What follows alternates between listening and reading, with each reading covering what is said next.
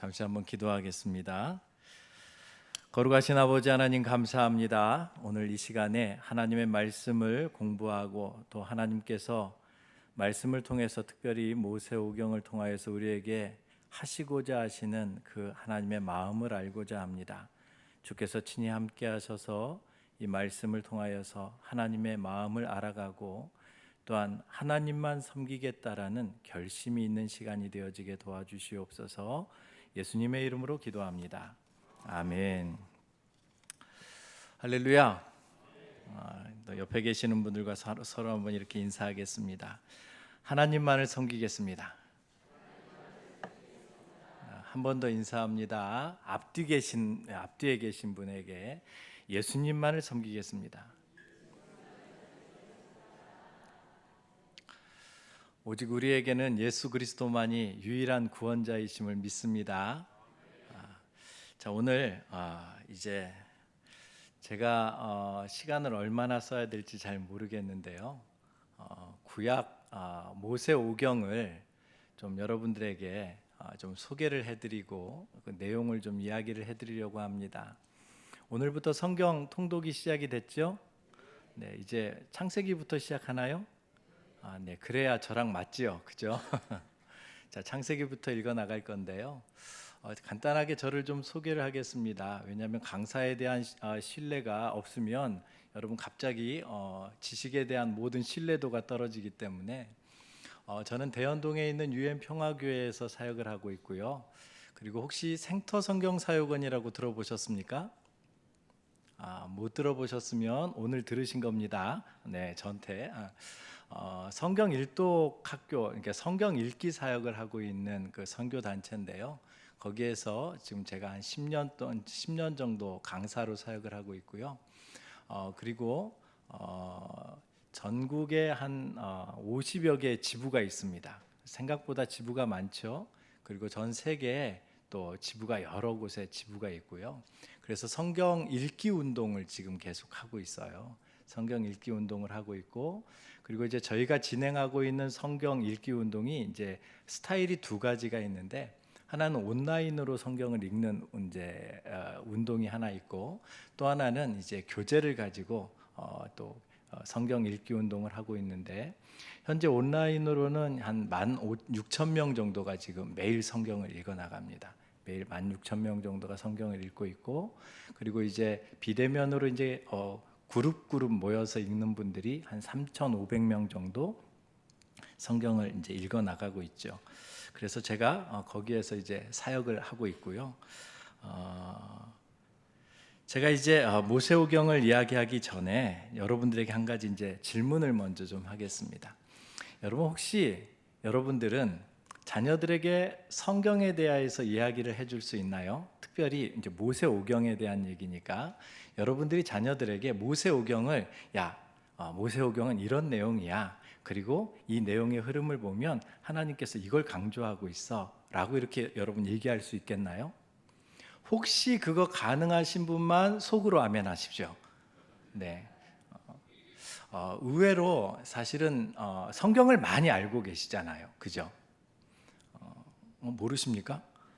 사실 성경을 의외로 많이 알고 계시거든요. 여러분들이 창세기만 해도 사실 창세기에 어떤 내용들이 있는지 많이 알고 계시잖아요. 근데 창세기를 읽어봐도 여러분들이 쉽게 읽을 수 있고 많이 알고 있고, 그래서 성경을 내가 얼마든지 우리 자녀들이나 또 다른 사람들에게 얘기해 줄 수 있을 거라고 생각을 하지만 실제로 이야기하려고 보면 이게 가다가 막히고 그래요. 왜 그럴까요? 사실은 여러분들이 성경을 몰라서 그런 것이 아니고요. 성경을 늘 그렇게 배워왔기 때문에 그래요. 제가 목사가 되어져 가지고 목사가 되면 아무래도 성경을 잘 알겠죠. 그죠? 그래서 제가 얼마든지 성경을 이야기할 수 있을 거라고 생각을 했습니다. 그리고 나서 제가 성경을 이야기해 주려고 우리 자녀들에게 얘기를 해 주는데 제가 앞부분은 좀 얘기를 해 줄 수 있을 것 같더라고요. 그런데 뒷부분에 가니까 열왕기나 이런 데 가니까 갑자기 이게 무슨 내용이었지라는 생각에 탁탁 막히는 부분들이 있더라고요. 그래서 도대체 내가 성경을 잘 모르나 생각해 보니까 사실은 성경을 모르는 것이 아니라 다 단편적으로 이렇게 알고 있어서 성경을 전체의 흐름을 잘 알지 못하고 있다라는 생각을 하게 되어졌거든요. 그래서 성경 통독이라는 것은, 사실 통독한다라는 것은 성경의 전체 흐름 속에서 내용들을 이해해 간다라는 의미를 갖고 있잖아요.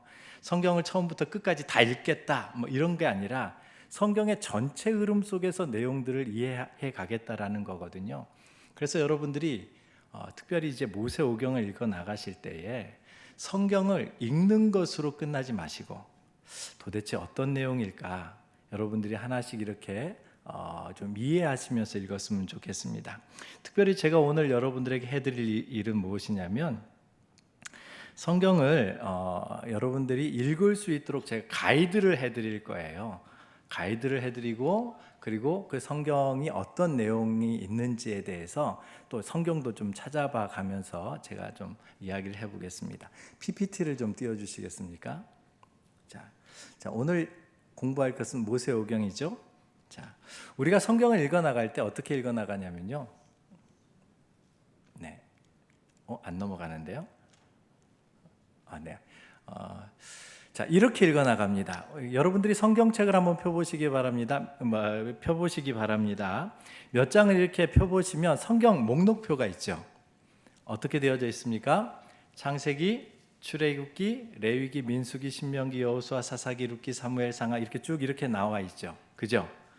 네. 앞에 있는 17권은 역사서입니다. 그래서 역사서여서 나름대로 이제 유대인들이 이렇게 구분을 해 놓기를, 그래도 이것은 역사서에 속한다, 역사의 내용이다 해서 역사서라고 이렇게 하고요.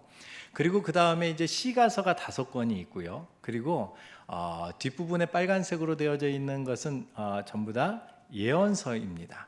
예언서이기 때문에 역사서를 이렇게 쭉 읽고 나서 시가서 읽고 또 예언서를 여러분들이 읽어 나가시잖아요.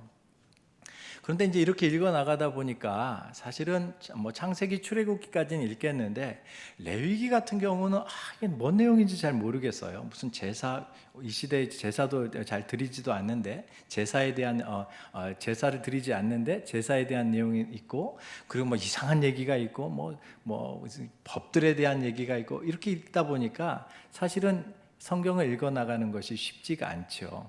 그래서 제가 이제 속해 있는 이 생터 성경사역원에서는 길을 하나 이제 다시 이렇게 성경을 진짜 역사의 순서로만 좀 읽어보자.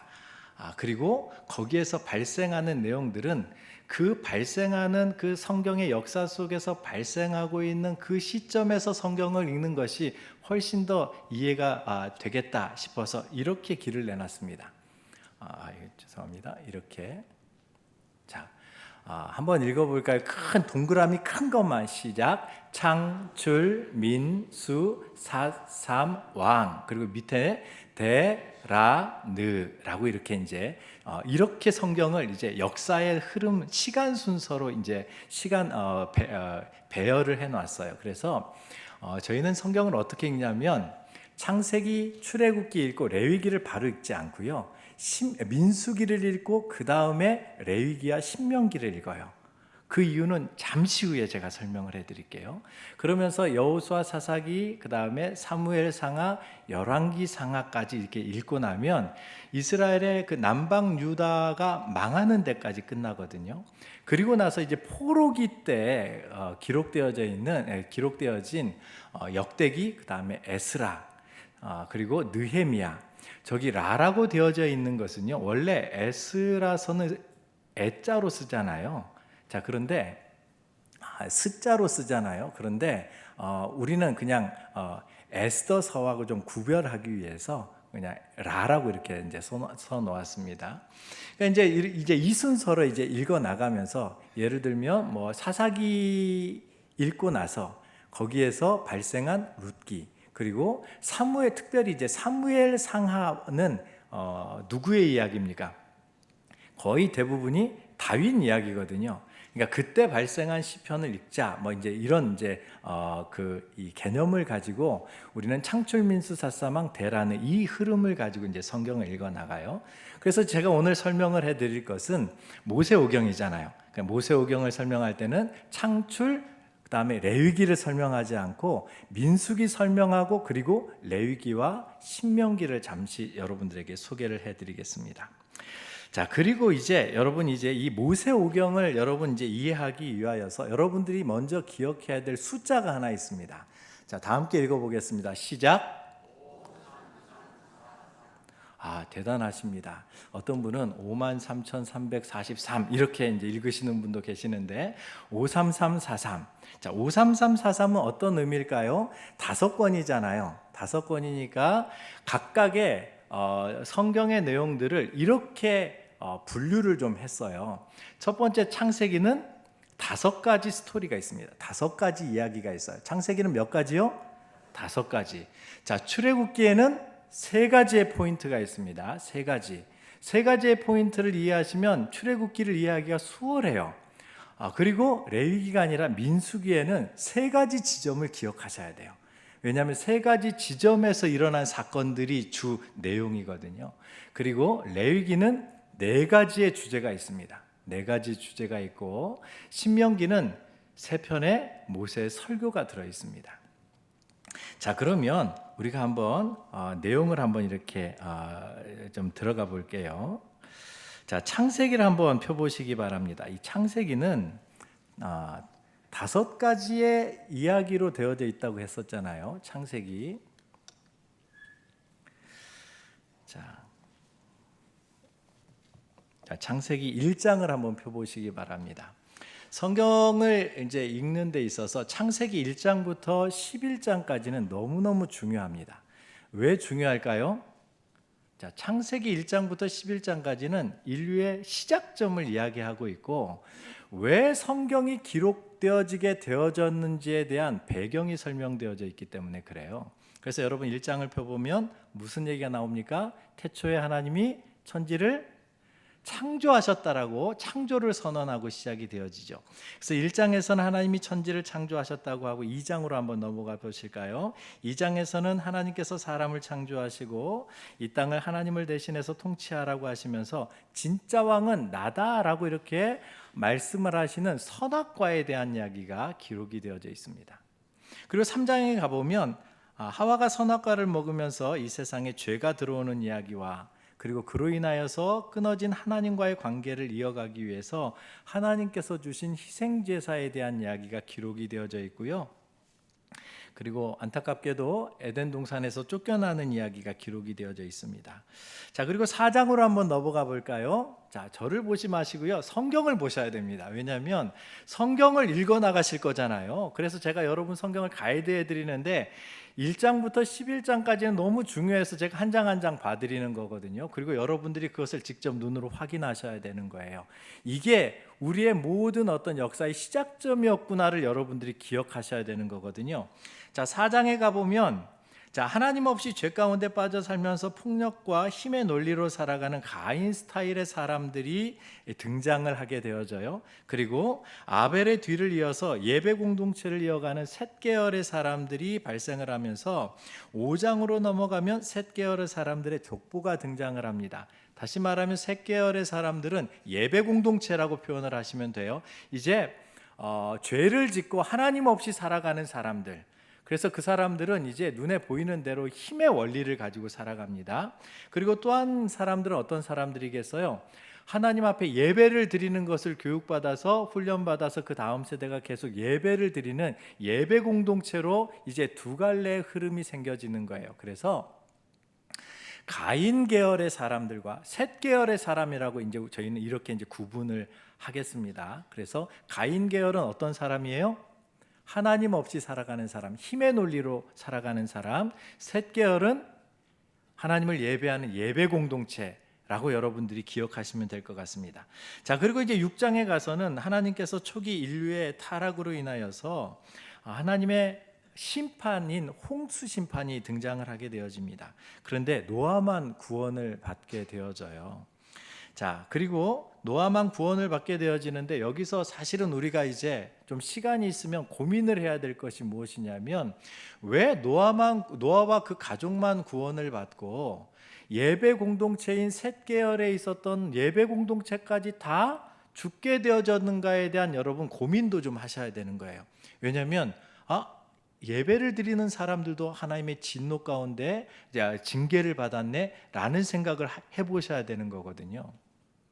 자, 그리고 이제 7장 8장 쭉 넘어가면서 이제 8장까지 홍수 심판에 대한 기록이 있죠. 자, 그리고 9장에 와서는 홍수 이후에 인류가 새로 번성을 하게 되어집니다. 다시 시작이 되어지게 되는데 이때 다시 메소포타미아 문명이 발생을 하게 되어져요. 저기 지도에 있는 것처럼 메소포타미아 두 강 사이에서 발생을 했었잖아요. 그래서 메소포타미아가 무슨 뜻인지 아십니까? 두 강 사이라는 뜻이에요. 두 강 사이, 강 사이에서 문명이 발생했다라는 의미에서 메소포타미아 문명이라고 이제 표현을 합니다. 여기에서 이제 다시 이 인류가 이제 번성을 하게 되어지죠. 자, 그런데 여전히 이렇게 새롭게 시작한 새로운 공동체도 여전히 죄를 짓는 사람들이 여전히 있는 거예요. 죄가 한번 이 땅에 들어오고 나니까 다시 하나님께서 인류를 시작했는데도 불구하고 죄를 짓는 사람들이 여전히, 다시 말하면 가인 계열의 사람들이 등장을 하는 것이죠. 하나님을 인정하지 않고 하나님 없이 살아가는 사람. 여러분, 노아와 노아의 아들들은 다 하나님을 섬기는 사람들이었잖아요. 그럼에도 불구하고 시대가 흘러가니까, 시간이 흘러가니까 하나님을 섬기지 않는 사람들이 등장한다라는 거예요. 그러면서 그런 사람들 가운데 대표적인 사람이 니므롯과 같은 사람이었던 것이죠. 자, 그래서 이제 가인 계열의 스타일의 니므롯과 같은 사람이 등장을 해서 결국 하나님께서는 이제 바벨탑 사건으로 인하여서 인류를 전 세계에 흩어버리게 되어집니다. 자, 인류가 흩어지게 되어진 이유가 뭘까요? 하나님 앞에 죄를 지었기 때문이죠. 하나님과 같이 되려고, 하나님께 닿자, 바벨탑 사건으로 인하여서 결국 하나님께서 전 인류를 흩어버리게 되시죠. 자, 여기까지가 11장까지의 내용이에요. 여러분이 잘 알고 있는 내용이지만 다시 한번 제가 여러분들에게 설명을 해드리는 이유는 뭐냐면, 이게 여러분 성경이 기록되어지게 되어졌던 배경이 되어진다라는 거예요. 결국 인류는 하나님을 섬기는 사람과 하나님을 섬기지 않는 사람들, 특별히 아무리 예수를 믿는 사람들로 이렇게 가정이 꾸려져도 시간이 지나면 거기에 어떤 사람들이 등장한다고요? 하나님을 떠나서 하나님 없이 살아가려고 하는 사람들이 등장한다라는 거예요. 그래서 하나님께서는 이때 큰 결심을 하게 됩니다. 당신도 하나님의 나라를 세워야 되겠다라고 결심을 하시죠. 사랑으로 통치되어지는 하나님의 나라를 세우려고 합니다. 자, 여기서 우리는 이제 12장으로 넘어가기 직전에 하나님의 속마음을 우리가 한번 생각해 봐야 돼요. 왜 하나님께서는 이제 한 사람 아브라함을 선택을 하셨을까? 그리고 성경의 흐름을 보면 여러분, 이미 우리는 추측하는 게 아닙니다. 기록되어져 있는 성경을 보니까 그렇다라는 거예요. 왜요? 기록되어져 있는 성경을 보니까 아브라함을 선택하시더니 조금 뒤에 출애굽으로 넘어가면 민족이 만들어져요. 자, 그러더니 하나님께서 거기에 법을 주시더니, 그러더니 나중에 여호수아쯤 가보면 영토를 주시잖아요. 여러분, 백성이 있고 법이 있고 그리고 영토가 있으면 뭐예요? 나라잖아요. 나라의 3요소잖아요. 그러니까 결국 하나님께서 당신의 나라를 만들어 가려고 하셨구나라는 것을 우리가 여기서 생각해 볼 수 있는 거예요. 하나님께서 나라를 만드시려고 하시는 거구나. 아브라함을 부르셨던 이유가 나라를 만들기 위해서 아브라함을 선택하셨구나. 그리고 하나님께서 여기서 왜 아브라함을 선택하셔서 나라를 만들려고 하셨을까? 우리가 그 성경의 그 이유를 쭉 보니까 하나님의 나라를 세우지 않으면 결국 이 세상은 하나님을 대적하는 사람들이 점점 많아지는 거예요. 그래서 하나님께서 선포하고 싶어 하셨던 게 뭐냐면, 내가 세상의 창조주요 역사를 주관하는 하나님이라는 사실을 많은 사람들에게 알려주고 싶으셨고, 그리고 내가 다스리는 나라가 어떤 나라인지를 세상에 모델로 보여주고 싶어 하시는 거예요. 그래서 하나님께서 그로 인하여서 세상의 열방이 복을 받게 하시기 위해서 내가 내 나라 이스라엘을 세워야 되겠다라고 작정을 하시고 시작점을 누구로 시작하는 거예요? 아브라함으로부터 시작하는 거예요. 그래서 여러분, 아브라함을 하나님께서 선택을 하십니다. 그리고 창세기 12장 1절부터 뭐라고 말씀을 합니까? 12장 1절부터 3절까지 한번 보시겠습니까? 여러분들이 너무나도 잘 알고 계시지만, 그리고 너무나도 유명한 말씀이어서 목사님들이 이 본문을 가지고 설교를 잘 안 해요. 왜요? 다 성도들이 아니까, 어떤 내용인지 아니까. 그만큼 유명한 말씀이거든요. 뭐라고 말씀합니까? 여호와께서 아브라함에게 이르시되 너는 너의 고향과 친척과 아버지의 집을 떠나 내가 내게 보여줄 땅으로 가라. 내가 너로 큰 민족을 이루고 내게 복을 주어 내 이름을 창대하게 하리니 너는 뭐가 되라? 복이 되라. 자, 복이 될지라 너를 축복하는 자에게는 내가 복을 내리고 너를 저주하는 자에게는 내가 저주하리니 땅의 모든 족속이 너로 말미암아 복을 얻을 것이니라. 그러니까 아브라함으로 인하여서 앞으로 오고 오는 세대의 많은 민족이 복을 얻게 되어지겠다라는 거예요. 그래서 사실은 여러분, 이 본문만을 보면 이게 아브라함에게 주신 복이구나 라고 생각을 하지만, 우리는 이제 성경을 통독할 거잖아요. 성경 전체 흐름을 통해서 하나님의 생각과 하나님의 계획과 하나님의 마음을 알아가면서 성경을 읽어볼 거잖아요. 그러면 여러분이 성경을 다 읽고 나면 어떤 마음이 생겨지냐면, 이게 아브라함에게만 주셨던 이야기가 아니라 아브라함의 후손들, 다시 말하면 영적 이스라엘 백성들에게 주셨던 사명과 같은 말씀이구나라는 것을 여러분이 알게 되어져요. 다시 말하면 하나님의 백성은 하나님의 백성으로, 다시 오늘날로 얘기하면 예수 믿는 저와 여러분들은 저와 여러분들로 인하여서 땅에 있는 모든 민족들이 뭘 받아야 돼요? 복을 받아야 돼요. 근데 어떤 복이요? 물질의 복이요? 예수 믿는 사람들하고 친해지면 물질의 복을 받나요? 건강의 복을 받나요? 그럼 무슨 복이요? 여러분, 성경이 말하고 있는 진짜 복은 뭐예요? 물질 복이 아니에요. 물질은 하나님께서 복을 주실 때에 결과적으로 어떤 사람에겐 주어지기도 하고 어떤 사람들은 안 주어지기도 하잖아요. 주를 위해서 여러분 고난당하기로 결심한 분들은 물질과 초연하게 살아갑니다. 그렇죠?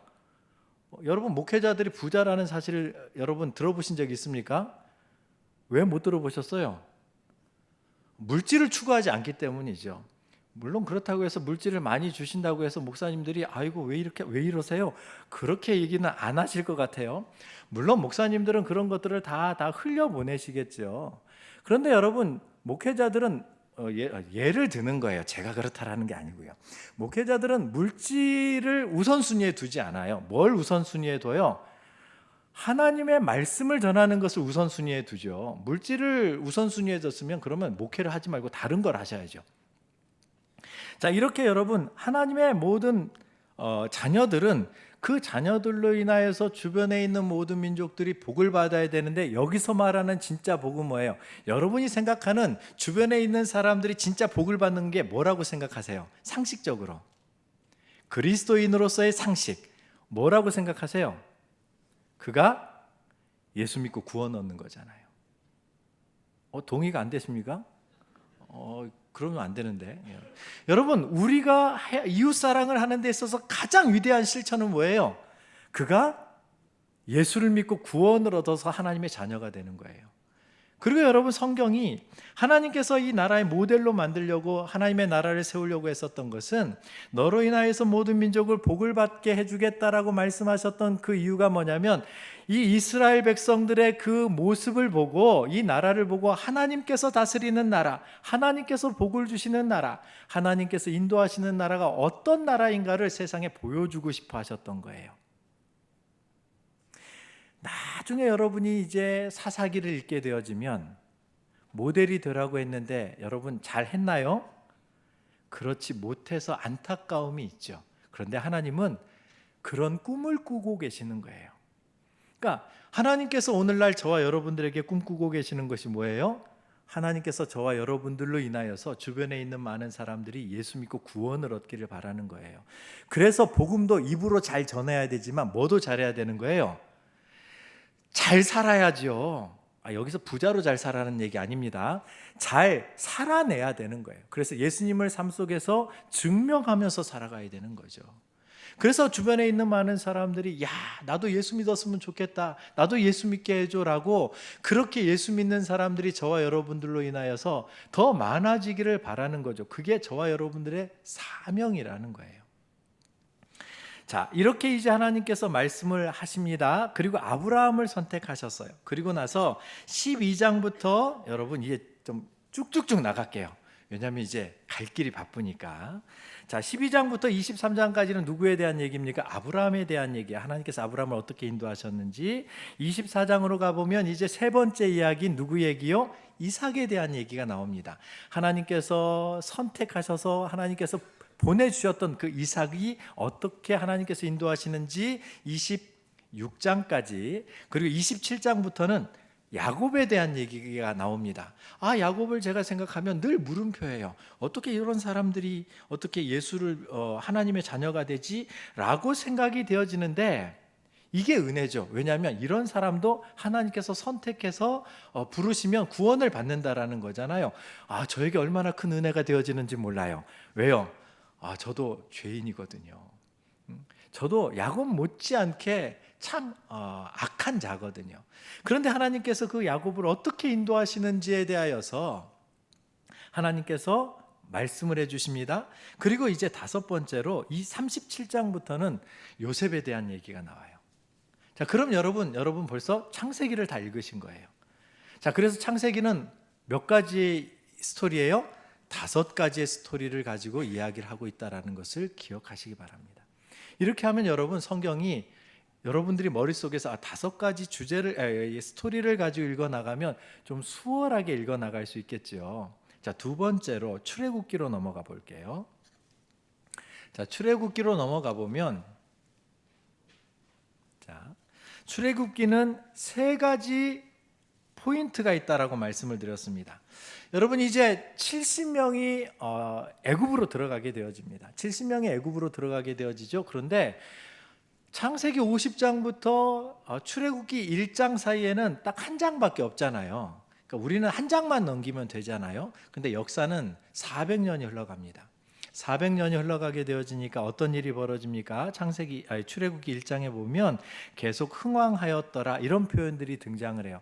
다시 말하면 이미 400년 동안 이스라엘 백성들이 그곳에서 번성을 해서 약 한 250만 명 정도, 장정만 한 60만 명 정도 얘기를 하는 걸 보니까 가족들까지 다 합치면 200만에서 250만 명 정도의 어떤 민족이 되어져 있는 거예요. 자, 민족이 되어져 있는데, 그런데 문제는 그들의 신분이 뭐예요? 노예였다라는 거예요. 노예 신분을 가지고 있었거든요. 자, 그때 하나님께서 이스라엘 백성들을 구원하기 위해서 누구를 사용하시냐면 모세를 사용하십니다. 그래서 출애굽기에 여러분 주인공은 누구냐면 모세예요. 그러니까 모세를 중심으로 우리가 3가지의 포인트를 기억하시면 됩니다. 자, 첫 번째 포인트는 뭐예요? 1장부터 4장까지 가보면, 자, 모세가 이제 추방을 당하고 그리고 하나님을 만나는 장면이 나와요. 그래서 하나님의 부르심을 받죠. 그래서 1장부터 4장까지의 내용을 보면 모세가 하나님으로부터 부르심을 받는 장면이 나와요. 모세가 추방을 당한 것은 정치적인 이유 때문에 이제 추방을 당했다고 여겨지고요. 그러면서 이제 어디로 갑니까? 저 이제 그림을 보면 1번 써 있죠. 파란색으로. 자, 어디로 갑니까? 시내산으로 갑니다. 사실은 미디안 광야라고 되어져 있는데 우리가 좀 이해하기 쉽게 하기 위해서 시내산으로 이야기해 놓을게요. 왜냐하면 거기서 하나님을 만나기 때문에 그래요. 하나님을 만납니다. 자, 그리고 나서 5장부터 18장까지는 어떤 내용이 나오냐면, 여러분 이제 모세가 이제 하나님의 부르심을 받고 이제 애굽으로 들어가게 되어져요. 그렇죠? 애굽으로 들어가서 어떤 일을 벌입니까? 이스라엘 백성들을 구원해 냅니다. 구원해 내기 위해서 이제 5장부터 이제 바로 앞에 서서 이제 10가지 재앙, 이게 사실은 우리가 보기엔 10가지 재앙이지만 이스라엘 백성들의 입장에서 애굽의 입장에서는 10가지 재앙이지만 그리스도인의 입장에서는 10가지 뭐예요? 하나님의 큰 기적과 구원을 경험하는 거거든요. 자, 이렇게 이제 10가지의 어떤 그런 하나님의 진노와 징계를 이제 행하고, 그리고 이제 출애굽을 하게 되어집니다. 12장에 보면 출애굽을 하면서 유월절을 지키라고 말씀을 하세요. 유월절을 왜 지키라고 말씀을 하세요? 유월절, 너희들이 이제 구원을 받았다. 그래서 유월절 절기가 생기게 되어집니다. 그래서 유월절 절기의 목적은 뭐냐면 구원하신 하나님을 기억하는 거예요.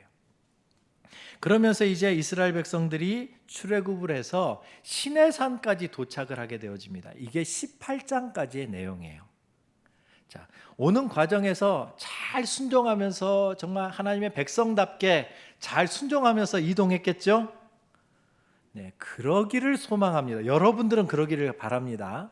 근데 여러분, 얼마나 불평하고 오는지 몰라요.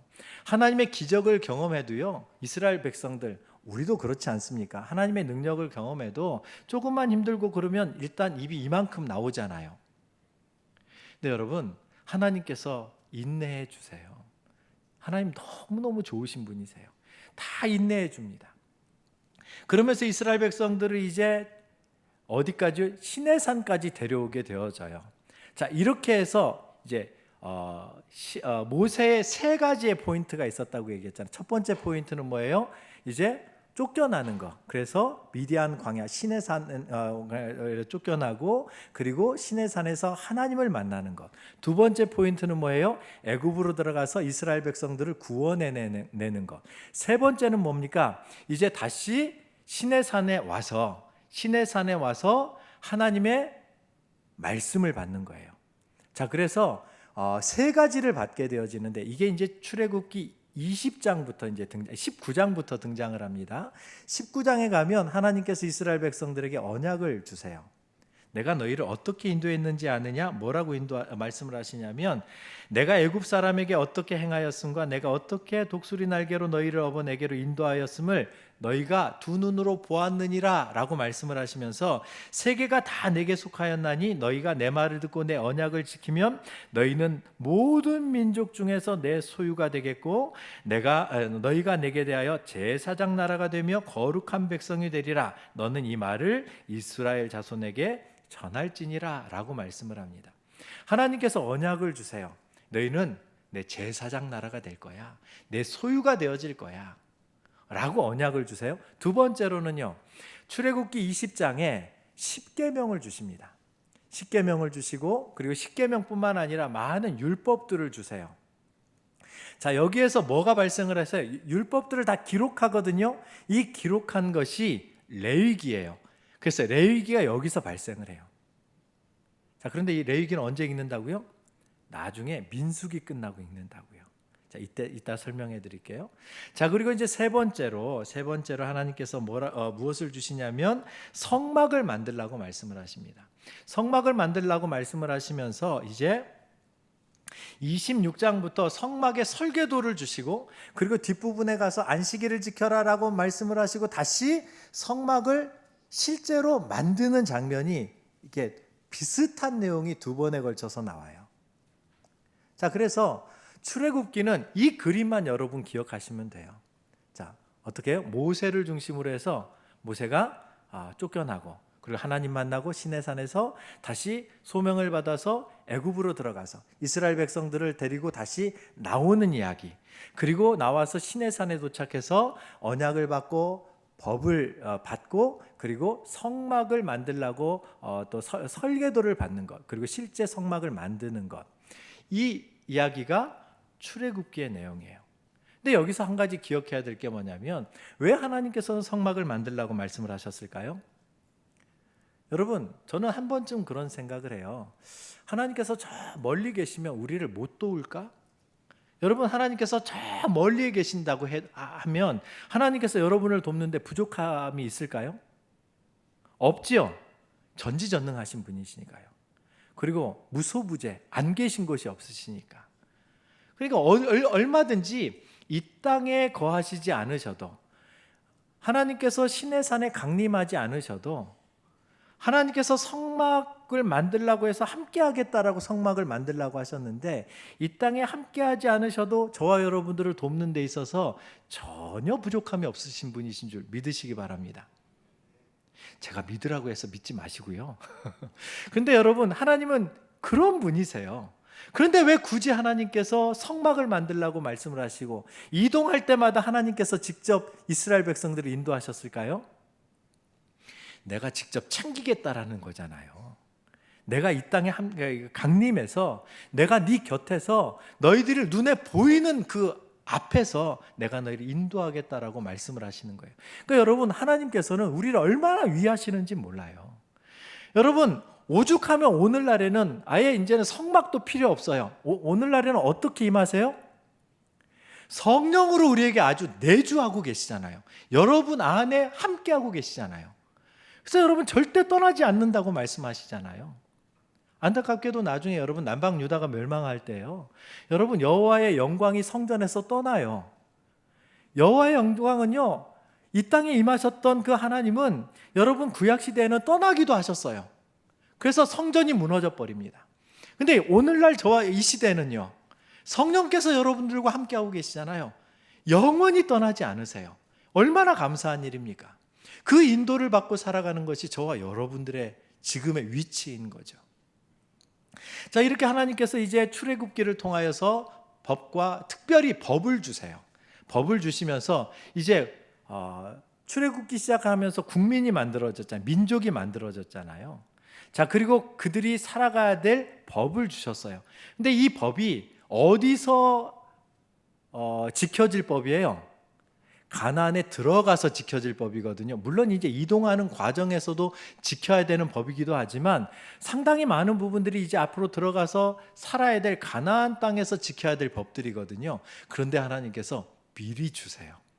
자, 보세요. 나라가 이제 법을 주셨고, 그리고 국민이 만들어졌습니다. 뭐만 있으면 돼요? 땅만 있으면 되잖아요. 그래서 하나님께서 이제 민수기를 통해서 하나님께서 이동을 시키십니다. 어디로요? 이제 땅을 주셔야 되잖아요. 야, 땅 찾으러 가자 라고 말씀을 하시면서 하나님께서 이제 민수기를 통해서 이스라엘 백성들을 이동을 시키십니다. 자, 그래서 이제 민수기로 넘어가게 되어지면요, 자, 여러분 출애굽기까지 끝났거든요. 자, 그리고 이제 민수기로 넘어가면 민수기에서는 뭘 기억하라고요? 세 가지의 지점을 기억하라고 말씀을 드렸습니다. 세 가지 지점. 첫 번째가 어디입니까? 시내산. 두 번째는 가데스 바네아. 세 번째는 모압 평지입니다. 자, 민수기에서 기억해야 될 것은 세 곳입니다. 첫 번째는 시내산, 두 번째는 가데스 바네아, 세 번째는 모압 평지예요. 자, 이 내용이 민수기의 내용인데요. 자, 민수기가 시작되어지자마자 하나님께서 이스라엘 백성들에게 뭘 시키냐면 인구조사를 시켜요. 자, 1세대입니다. 출애굽 1세대들에게 인구조사를 시킵니다. 한 60만 명 정도 이제 인원수가 나왔어요. 보니까 한 200여만 명 정도 되어질 것 같다라고 이제 생각이 되어집니다. 그리고 나서 이스라엘 백성들에게 민수기 1장부터 뭐라고 말씀하시냐면 이제 인구조사 명령이 떨어지고, 그리고 나서 유월절을 지키고, 그리고 또 이스라엘 백성들에게 그곳에서 여러 가지 이제 지켜야 될 규칙들에 대하여서 말씀을 하세요. 그게 이제 1장부터 10장까지의 내용이에요. 그러니까 민수기가 딱 시작이 되어지면 아직 어디예요? 아직 시내산이에요. 아직도 시내산을 못 벗어났어요. 자, 그리고 이제 시내산에서 드디어 시내산을 떠나는데 2년 2월 20일에 드디어 시내산에서 출발했다라고 얘기합니다. 이 기준은 어딜까요? 출애굽을 기준하죠. 그러니까 6월절을 기준으로 해가지고 2년 2월 20일에 출발을 하게 되어집니다. 그때 성막에서 구름이 움직여요. 다시 말하면 이스라엘 백성들을 누가 인도하신다라는 거예요? 앞으로 이제 하나님께서 이스라엘 백성들을 직접 인도하십니다. 그래서 3일길을 앞서가세요. 3일길을 앞서가셔서 하나님이 인도하세요. 너무 좋으신 분 아니세요? 하나님께서 우리를 위하실 때 이렇게 우리를 인도하시는 분이세요. 자, 그렇게 인도를 하시면서 드디어 시내산을 떠나게 되어지는데 어디를 목표로 하게 되어지냐면 두 번째 지점인 가데스 바네아를 목표로 이동을 하게 되어져요. 자, 바란 광야에 있는 가데스 바네아에 도착을 하게 되어지는데 여기에서 큰 사건이 하나 벌어집니다. 어떤 사건이에요? 제가 통한의 가데스 바네아라고 부르는 사건이 하나 벌어져요. 여러분들이 잘 기억하시겠지만 민수기 13장에 보면 이제 13장부터 보면 하나님께서 이제 가나안 땅을 정탐하라고 말씀을 하세요. 너 들어가서 한번 그 땅이 어떤 곳인지 한번 다 정탐을 하고 오라라고 말씀을 하시거든요. 그래서 이스라엘 백성들이 가데스 바네아에 가가지고 이제 거기에서 12명의 지도자들을 이제 보내게 되어져요. 40일 동안 이제 정탐을 하고 돌아옵니다. 그리고 나서 그들이 보고를 해요. 어떤 보고를 해요? 10사람은 야, 거기 들어가 보니까 야, 땅은 좋은데, 그러니까 보기는 참 좋아 보이는데 우리가 그거 정복 못 하겠더라. 아니, 우리가 보면 우리가 너무 메뚜기 같아 보였어 라고 고백을 해요. 여러분, 말이 정말 중요합니다. 말 조심하시기 바랍니다. 이건 여러분에게 꼭 얘기해야 되겠네요. 옆에 계시는 분에게 제가 말 조심할게요 라고 얘기해 주십시오. 남에게 시키면 안 되니까 제가 말 조심할게요. 네. 자, 왜냐하면 여러분, 말 한마디에 40년의 인생이 여러분 사라져 버려요. 두 사람이 이렇게 고백을 합니다. 그곳은 하나님께서 우리에게 약속해 주신 땅입니다. 하나님께서 우리를 도우시면 필경 우리가 그 땅을 차지할 것입니다 라고 고백을 해요. 누구예요? 여호수아와 갈렙이죠. 이분들 훌륭한 분들이세요. 여호수아와 갈렙, 이 두 사람이 끝까지 여러분 약속의 땅에 들어갑니다. 나머지는요, 말 한마디 잘못했다가 이스라엘 백성들이 다 거기에 동조를 해요. 그리고 하나님께서 진노하십니다. 여러분, 하나님께서 진노하시는데 얼마나 진노하시냐면 40일을 1년씩 계산해 가지고 40년을, 근데 여러분 이 40년에도 하나님의 긍휼이 있는 거 아세요? 어떤 긍휼이 있냐면 실제로 그들이 광야 생활한 것은요 38년밖에 안 돼요. 2년은요 출애굽을 다 계산해 주셨어요. 그러니까 참 하나님께서는 진노 중에도 긍휼을 베푸세요. 그러니까 여러분, 하나님의 은혜가 이런 거예요. 우리가 아무리 하나님 앞에 야단을 맞고 그래도요 그 안에 하나님의 진노가 있는 줄 믿으시기 바랍니다. 그러니까 하나님께서 38년 동안 이제 이스라엘 백성들을 징계하시는데 1세대가 다 죽을 때까지 하나님께서 꼼짝도 안 하세요. 하나님께서 이동 안 하세요. 내버려 두세요. 여러분, 왜 하나님께서 이 백성들을 그냥 내버려 두십니까? 이 백성들 하나님을 신뢰해야 된다라는 거예요. 왜? 이스라엘 백성들이 앞으로 해나가야 될 전쟁은 육신의 전쟁이 아니라 믿음 전쟁이기 때문이죠. 여러분, 여리고성을 들어가서 전쟁을 할 때 이스라엘 백성들이 막 이렇게 무기를 잘 준비하고 전략을 잘 세워가지고 여리고성을 무너뜨렸죠. 그렇죠. 거기에 탁월한 지도자가 있어가지고 전략가가 있어가지고 여리고성을 이렇게 전략적으로 해가지고 전쟁해가지고 이겼죠. 그러니까 여러분들이 정말 똑똑하세요. 어떻게 그걸 잘 알고 계시는지. 여러분, 그렇게 싸워서 이긴 게 아니거든요. 어찌 보면 너무나도 어리석은 전쟁을 했어요. 하나님께서 하루에 한 바퀴씩 돌래요. 마지막 날은 6바퀴를 돌래요. 그리고 소리 지르래요. 아니, 여러분, 상식적으로 생각해 보십시오. 일반적으로 이게 말이나 됩니까? 그럼 여러분, 똑똑한 지휘관이 있다 그러면 그 말씀을, 그 명령을 복종하겠어요? 시비를 걸겠어요? 아니, 이거 말이 됩니까? 왜? 상식적으로 말이 안 되잖아요. 왜? 전쟁을 하면 여러분, 지금이야 무기들 강력한 무기 수단이라든지 이런 것들이 있어서 미사일 쏘고 뭐 쏘고 이런 전쟁을 하잖아요. 당시에는 몸으로 때워야 되는 전쟁이었거든요. 군사수가 얼마나 많으냐, 이게 중요한 시대란 말이죠. 그래서 여러분, 나가서 싸워야 되는 거예요. 그런데 하나님께서 그렇게 전쟁을 이기게 하시지 않고, 여리고성을 그렇게 이기게 하지 않고 하나님의 말씀을 순종했더니 여리고성이 무너졌더라예요. 이게 여러분 하나님께서 일하시는 방법이거든요. 그러니까 여러분, 믿음이 없으면 전쟁을 이길 수 있어요, 없어요? 못 이기는 거예요. 그러니까 앞으로 가나안 땅에 들어가서 살 사람들은 믿음으로 살아가야 된다라는 거죠. 믿음으로 전쟁해야 되는 것이고, 믿음으로 살아가야 그 믿음에서 하나님의 보호하심과 도우심과 승리하게 하심을 경험해야 주변에 있는 사람들이 와, 하나님 대단하구나, 하나님 믿어야 되겠구나 하고 여러분 본이 되지 않겠습니까? 아니, 내 실력을 가지고 다 성공하고 그러면 누가 부러워하겠어요? 그냥 열심히 노력하면 되지. 예수 믿는 사람들이 세상의 방법으로 다 뭐 권력과 또 줄과 또 스펙과 이런 것들 가지고 다 승리한다면, 여러분 그것은 예수 안 믿어도 그렇게 하면 승리할 수 있어요. 왜요? 세상이 그걸 우리에게 증명해 주고 있잖아요. 근데 여러분, 우리는 하나님의 도우심을 받고 살아가는 사람이잖아요. 하나님의 백성, 아니, 우리는 이 시대를 살아가는 저와 여러분들은 하나님의 백성이라고 표현하기보다는 뭐예요? 하나님의 자녀잖아요. 백성이 낫겠어요? 자녀가 낫겠어요? 당연히 자녀가 낫죠. 왜냐하면 여러분 팔이 안으로 굽으니까. 먹다 죽는 인생이 되라 하나님께서 그냥 내버려 두세요. 가슴 아픈 얘기지만요, 1세대가 다 죽을 때까지 하나님께서 일 안 하세요. 이게 얼마나 여러분 슬픈 얘기인지 아십니까? 저와 여러분들도 여기서 교훈을 얻어야 될 것 중에 하나가 뭐냐면, 내가 믿음으로 살지 않으면요, 나 때문에 자녀들이 고난 당할 수도 있어요. 어려움 당할 수도 있어요. 왜? 내가 전쟁을 해가지고 승리해줘야 평안하게 전쟁을 해서 약속의 땅을 차지했어야 되는데 결국 내가 안 되니까 자녀들이 나가서 싸우잖아요. 여러분, 본을 보이지 못하고 믿음으로 살지 않는 사람들, 다시 말하면 세상에 모델이 될 만하지 못하면, 사명 감당하지 못한다면, 복이 되어질 수 없다면 내가 너를 통해서 일하지 않겠다라는 거예요.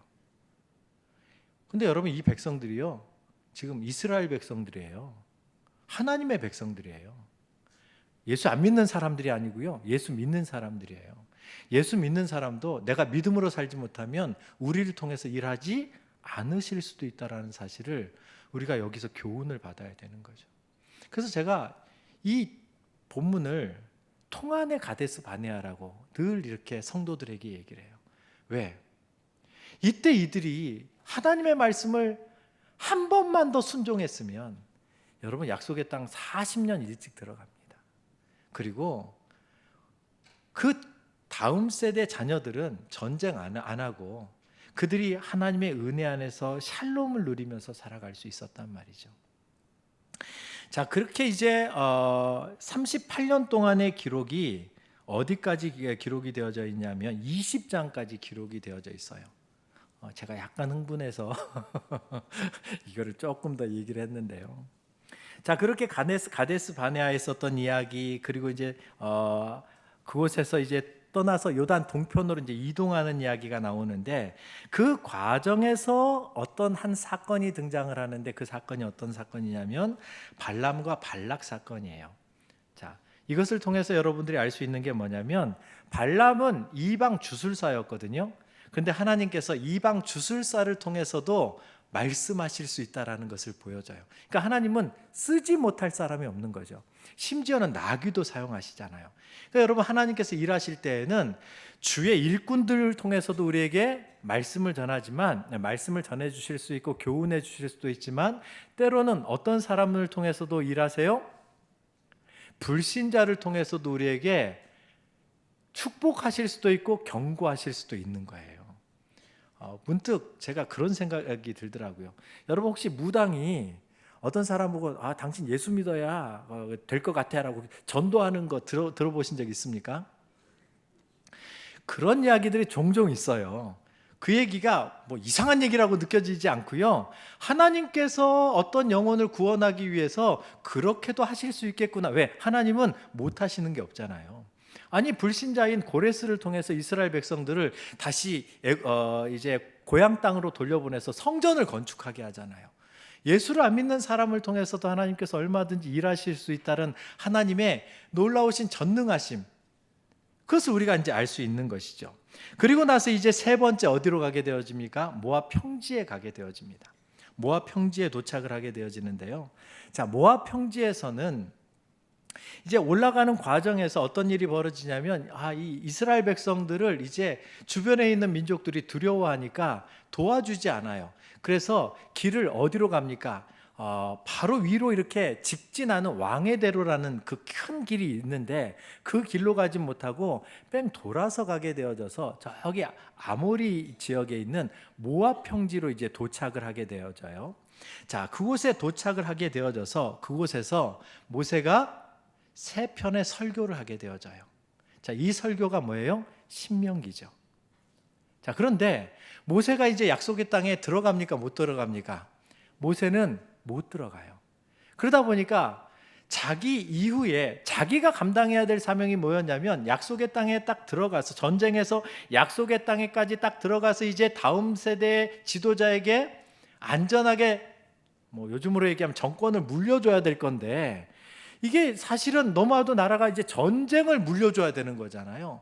이스라엘 백성들이 앞으로 걱정이 되어지는 거예요.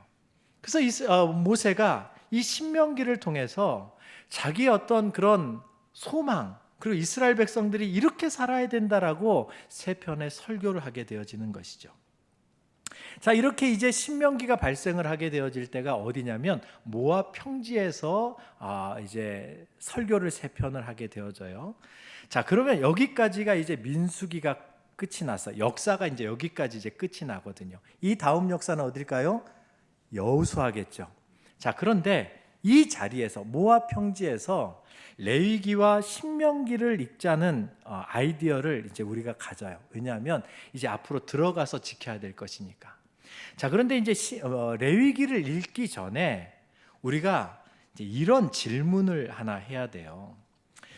자, 어디를 가든지 간에 이제 여러분들이 여행을 간다고 한번 생각을 해보세요. 여러분들이 이제 성지순례를 간다고 생각해 보십시오. 요즘에는 이제 이스라엘 가기가 어렵지만 어쨌든 예를 듭니다. 가기 전에 여러분들이 뭐부터 하겠어요? 성지에 대해서 정보들을 나름대로 이제 공부를 하겠죠. 예루살렘은 어떤 데인가? 그리고 또 여리고는 어떤 데인가? 베들레헴은 어떤 곳인가? 여러분 나름대로 정보들을 이제 수집해 나가겠죠. 그리고 거기에서 이제 사용할 지폐나 또 어떤 물가라든지 이런 것 나름대로 이제 거기에 뭔가 정보를 알고 들어가야 되잖아요. 그렇다면 하나님께서 지금 가나안 땅에 이스라엘 백성들을 들여보내실 건데 가나안 땅에 하나님께서 들여보내실 때 가나안 땅에 대한 정보를 주신 적이 있을까요? 없을까요? 자, 또 한 가지 두 번째로 질문을 해야 되는 게 뭐냐면 왜 여호수아서에 들어가 보면 왜 하나님께서 이스라엘 백성들에게 그 가나안 땅에 있는 모든 백성들을 다 진멸하라고 말씀을 하시는가? 죄송합니다. 어린 아이들까지 다 죽이라고 얘기했거든요. 그러니까 왜 그렇게 진멸하라고 얘기했을까? 하나님 너무 무서운 분 아닌가? 너무 매정한 분 아닌가? 이런 생각을 할 수 있잖아요. 자, 그런데 거기에 대한 대답을 누가 주냐면 레위기가 줍니다. 그러니까 레위기를 여러분들이 그냥 넘어가면 가나안 땅에 대한 정보를 알 수가 없어요. 그리고 왜 하나님께서 이스라엘 백성에게 가나안 땅에 있는 사람들을 다 진멸하라고 말씀하셨는가를 이해를 못해요. 그러면 어떤 내용이 있길래 그렇게 그런 정보들이 있을까?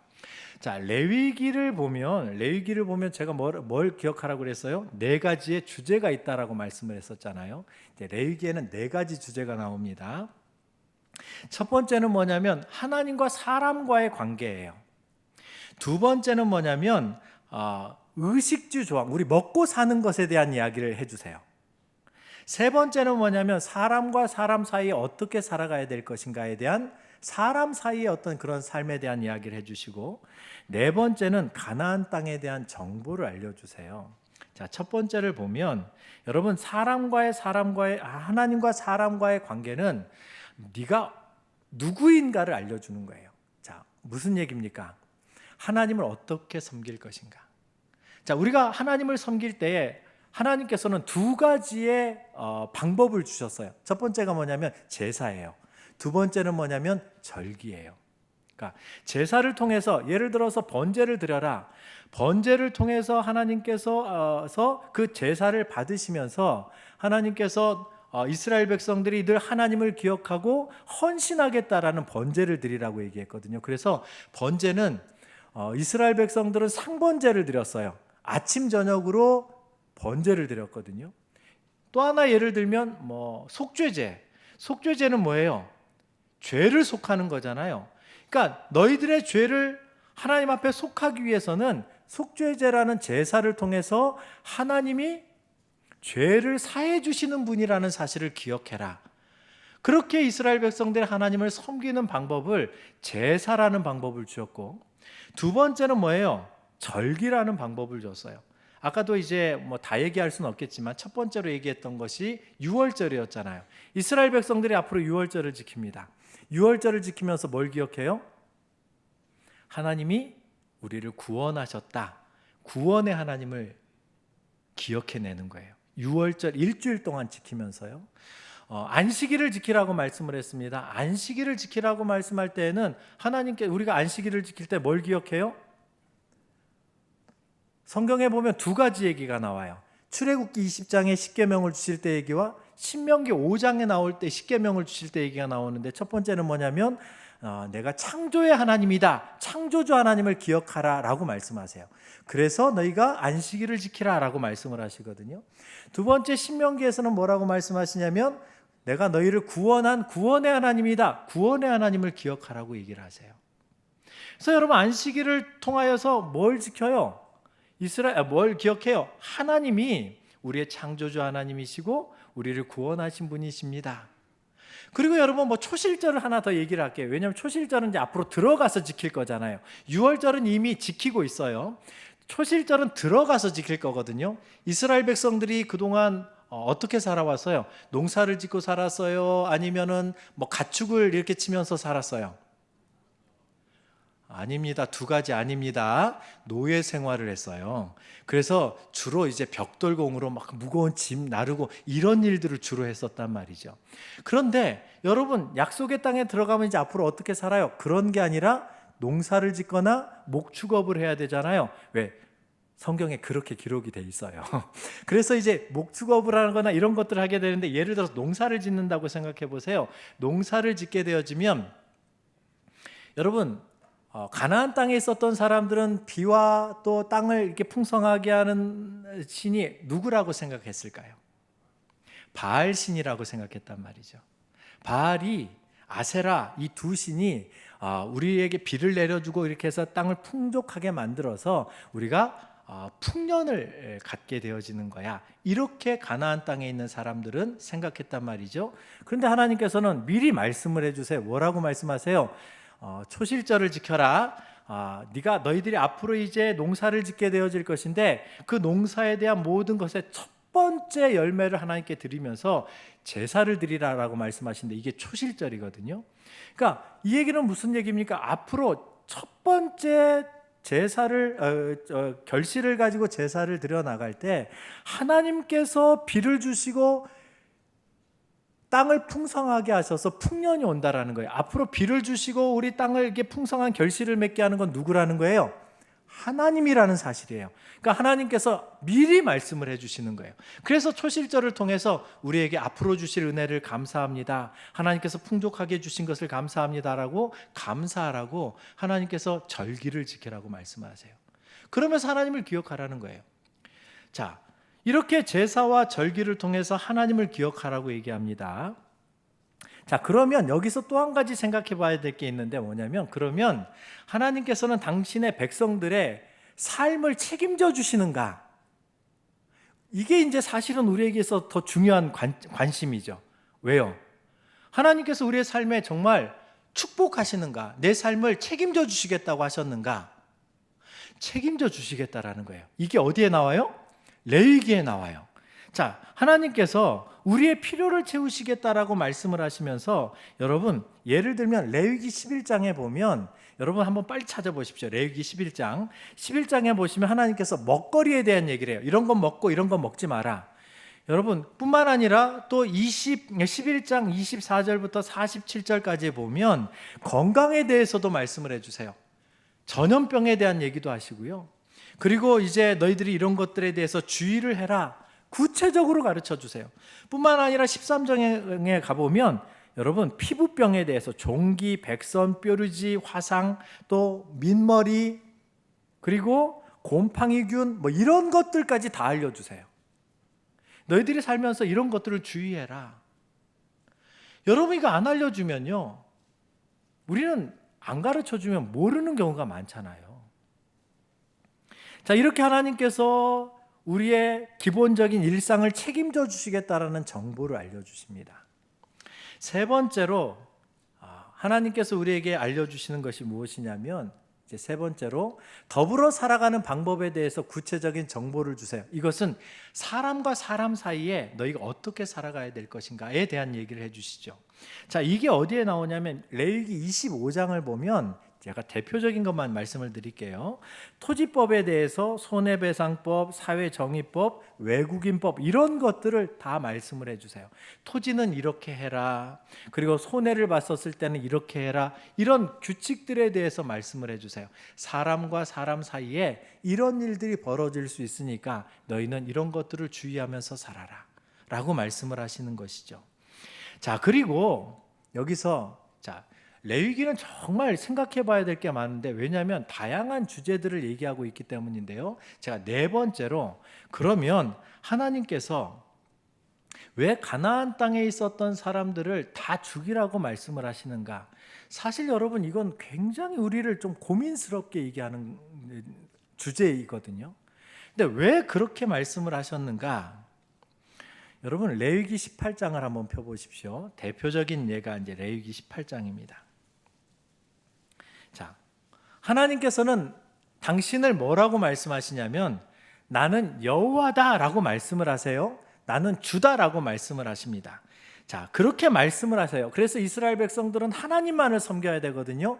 그리고 하나님께서 주셨던 말씀 가운데 죄 짓는 게 있어요? 없어요? 죄 짓는 게 없습니다.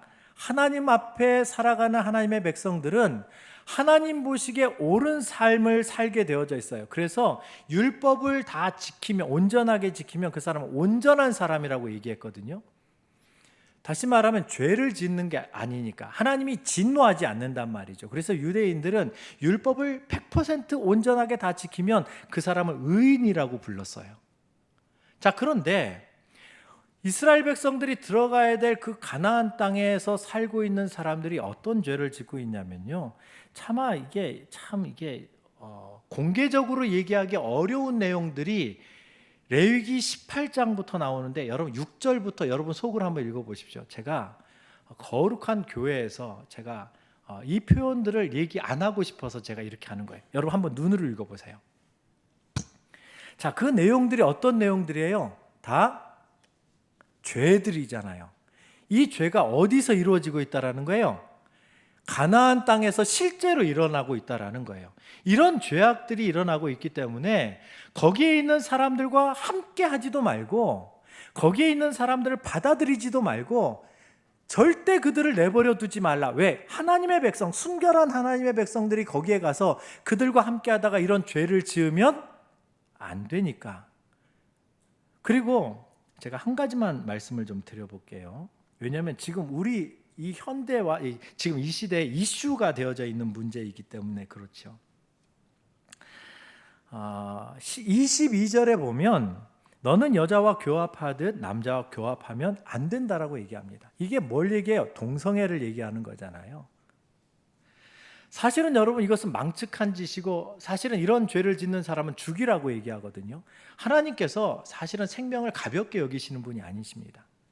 그럼에도 불구하고 하나님께서 어떤 죄를 짓는 사람을, 그 사람의 생명을 끊으라고 얘기할 때는 그런 죄는 이 땅에서 있어서는 안 되는 죄이기 때문에 그래요.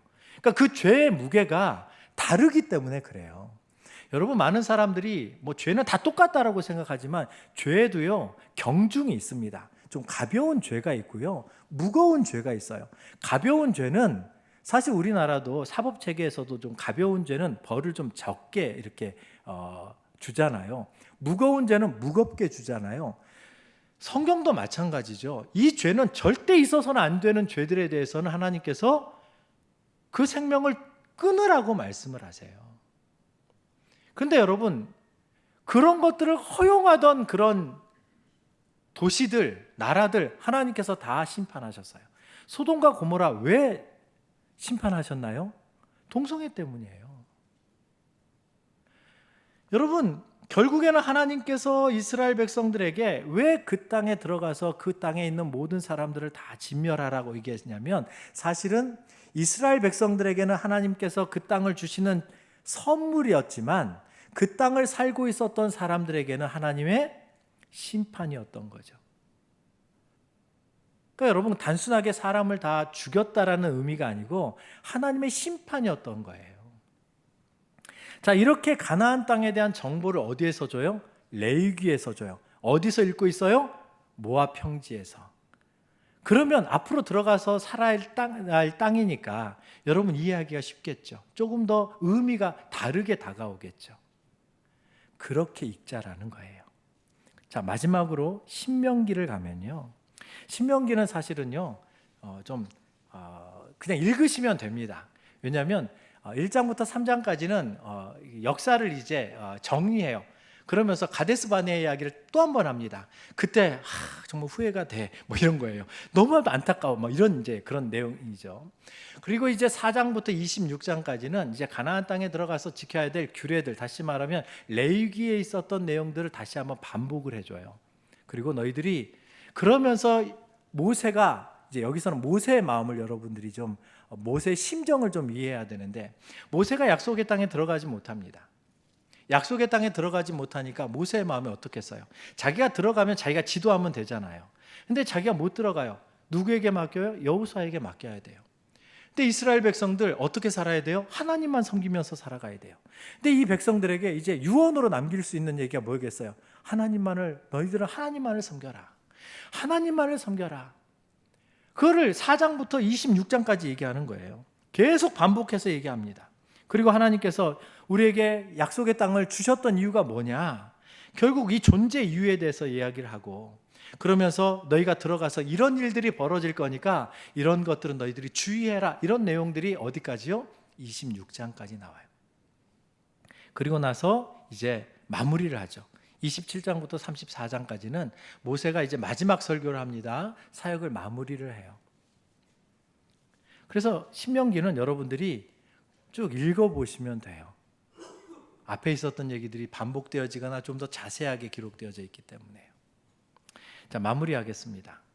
자, 모세오경을 통해서 하나님께서 말씀하고자 하는 것이 무엇입니까?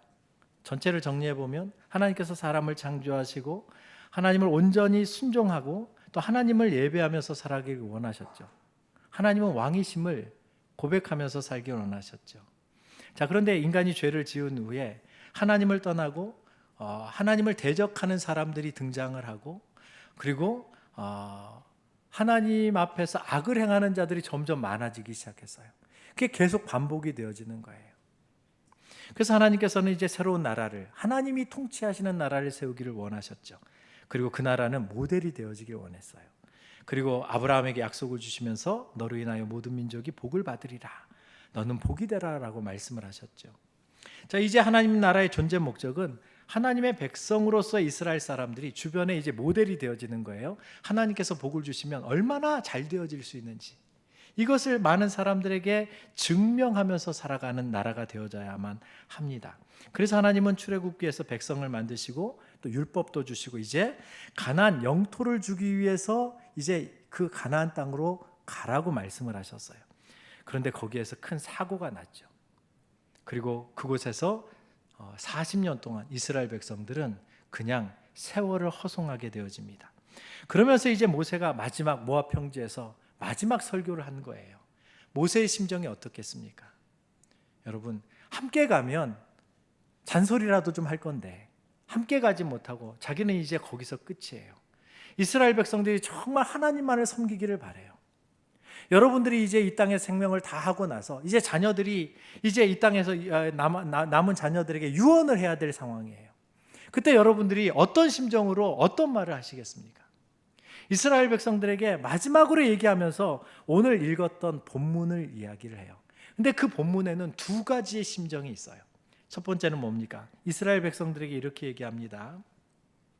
이스라엘이여, 너는 행복한 사람이로다. 모세는 이스라엘 백성들이 행복한 사람이라고 생각했어요. 왜요? 하나님의 도우심을 이렇게 많이 받은 사람이 어디 있습니까? 그렇죠. 이렇게 많이 받은 민족이 어디 있습니까? 그래서 이 말의 첫 번째 의미는 뭐냐면 우리는 정말 행복한 사람이라는 거예요. 그 자체예요. 여러분, 저와 여러분들이 예수 믿는 것이 진짜 행복합니까? 왜 행복합니까? 예수 믿기 때문에 행복한 게 아니에요. 예수 믿으면서 하나님께서 우리에게 주셨던 그 은혜가 너무 많아서, 내가 너무 받은 게 많아서, 하나님께서 나 같은 사람을 이렇게 사랑하신 것이 너무 감사해서 행복한 거죠. 반응이잖아요. 근데 여러분, 또 한 가지의 심정이 있어요. 어떤 심정입니까? 너희들이 그렇게 하나님의 보호를 받았는데 앞으로 너희들도 이런 행복한 사람이 되어져야 된다는 거예요. 앞으로 너희들도 이 말씀을 순종해서, 우리는 성경의 역사를 보면서 불순종해서 나중에 이 나라가 엉망이 되어져 버리지만, 이 말씀을 순종해서 정말 행복한 사람이 되라. 내가 이 땅을 떠나지만 너희들은 들어가서 하나님만을 섬기는 자가 되라. 그래서 하나님을 기쁘시게 하고 하나님 앞에 행복한 삶을 사는 자들이 되라 라고 마지막 유언을 남긴 거예요. 그러니까 여러분들이 모세오경을 다 읽고 나면 여러분 마음에 이 모세의 심정이 느껴져야 되는 거예요. 아, 그렇구나.